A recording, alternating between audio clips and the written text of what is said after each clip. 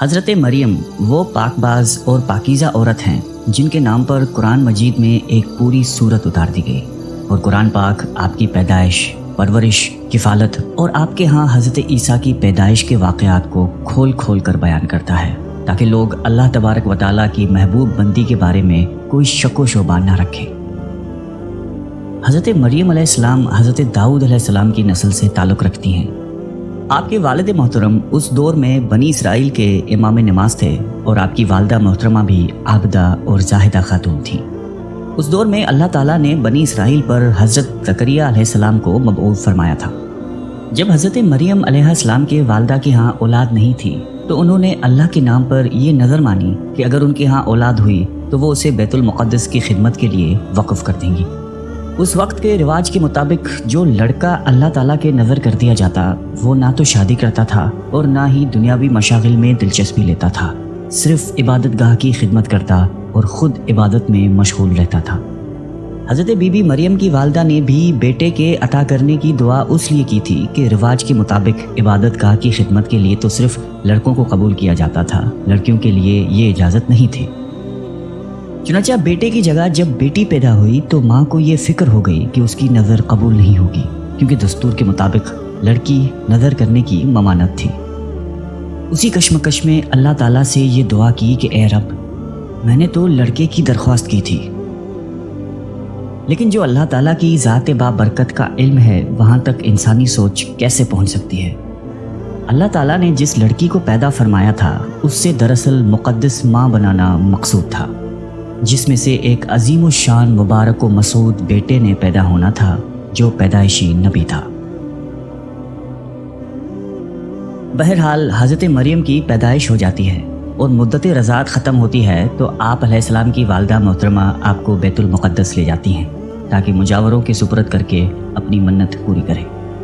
وہاں مجاور جھگڑنے لگتے ہیں، ہر کوئی یہ چاہ رکھتا ہے کہ حضرت مریم کی کفالت اس کے سپرد کی جائے۔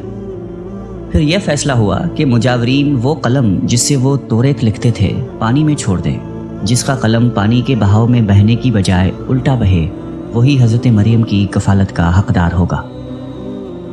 اس مقابلے میں حضرت زکریا بھی شامل تھے۔ ان کے قلم کو اللہ تعالیٰ نے پانی میں بہاؤ کے الٹے طرف بہایا اور ان کی پرورش کے حقدار ہو گئے، اور بی بی مریم کو اللہ کی منشا کے مطابق حضرت زکریا کی کفالت میں دے دیا گیا۔ حضرت زکریا کی بیوی حضرت مریم کی خالہ لگتی تھی، اس لیے ان سے بڑھ کر ان کی پرورش اور کون کر سکتا تھا۔ اسی طرح حضرت مریم بیت المقدس میں رہائش پذیر ہو گئی۔ آپ کے لیے ایک کمرہ مخصوص کر دیا گیا جہاں حضرت زکریا کے علاوہ اور کوئی نہیں جا سکتا تھا۔ آپ دن رات اللہ تعالیٰ کی عبادت میں مشغول رہتی تھیں۔ جب بھی حضرت زکریا آپ کے پاس آتے تو وہ حیران ہوتے، کیونکہ آپ کے پاس بے موسم پھل موجود ہوتے تھے۔ گرمیوں کے پھل سردیوں کے موسم میں اور سردیوں کے پھل گرمیوں کے موسم میں آپ کے حجرے میں موجود ہوتے تھے۔ حضرت زکریا کی حیرت بجا تھی، تبھی حضرت مریم سے پوچھا کہ یہ پھل کہاں سے آتے ہیں، کون دے کر جاتا ہے آپ کو؟ حضرت مریم پرسکون ہو کر فرماتی ہیں کہ اللہ کے پاس سے۔ تبھی حضرت زکریا نے اللہ تبارک و تعالیٰ سے وارث کے لیے دعا فرمائی۔ آپ کی بیوی کے بانجھ ہونے کے باوجود معجزہ خداوندی سے آپ کے یہاں حضرت یحییٰ کی ولادت ہوئی۔ حضرت مریم کی عظمت اور فضیلت کو رب کریم نے بار بار قرآن مجید میں فرمایا ہے اور اپنی مومنہ بندی کی پاکیزگی اور پاک دامنی کا اعلان کیا ہے۔ حضرت بی بی مریم کی عمر جب تقریباً 15 سال ہوئی تو ایک فرشتہ خوبصورت نوجوان مرد کی شکل میں نمودار ہوا، جسے علیحدگی میں دیکھ کر حضرت مریم خوفزدہ ہوئیں اور وہ اپنی عصمت کی حفاظت کے لیے فکر مند ہو گئیں۔ گو کہ فرشتے کے چہرے پر تقویٰ کے آثار نمایاں تھے، تاہم بی بی نے اپنی عصمت کی حفاظت کے لیے خود کو اللہ کی پناہ میں دے دیا۔ یہ ایک عفت اور پاک بازی کا ایک طرح کا امتحان تھا جو اللہ کے خاص بندوں پر اکثر ہوتا ہے۔ آپ نے اس شخص سے کہا کہ وہ وہاں سے چلا جائے۔ ان کی پریشانی دیکھ کر نوجوان نے کہا کہ گھبرانے کی ضرورت نہیں، میں انسان نہیں ہوں، اللہ تعالیٰ کی طرف سے بھیجا ہوا ایک فرشتہ ہوں۔ آنے کی وجہ بتاتے ہوئے فرشتے نے کہا کہ آپ کو ایک پاکیزہ اور مبارک و مسعود بچے کی ولادت کی خوشخبری دینے آیا ہوں۔ حضرت مریم کو انتہائی تعجب ہوا۔ وہ بولی کہ یہ کیسے ممکن ہے، کیونکہ وہ شادی شدہ نہیں تھی۔ فرشتے نے کہا کہ اس سے پہلے اللہ تعالیٰ حضرت آدم علیہ السلام کو ماں اور باپ دونوں کے بغیر پیدا فرما چکا ہے، اور حضرت حوا علیہ السلام کو صرف مرد کے وجود سے پیدا فرمایا گیا۔ حضرت مریم جب حاملہ ہوئیں تو ایک دور جگہ چلی گئی۔ اس بارے میں ایک قصہ کئی بزرگوں نے ذکر کیا ہے کہ جب آپ کا حمل ظاہر ہوا تو سب سے پہلے بنی اسرائیل کے عابد اور زاہد شخص وہب بن منبع، جو آپ کے خالہ داد بھائی تھے، انتہائی تعجب میں پوچھا کہ اے مریم، کیا بیج کے بغیر کھیتی اگ سکتی ہے؟ فرمایا جی ہاں، بتاؤ کس نے پہلی مرتبہ کھیتی کو پیدا کیا؟ پھر پوچھا کہ کیا بغیر مرد کے اولاد ہو سکتی ہے؟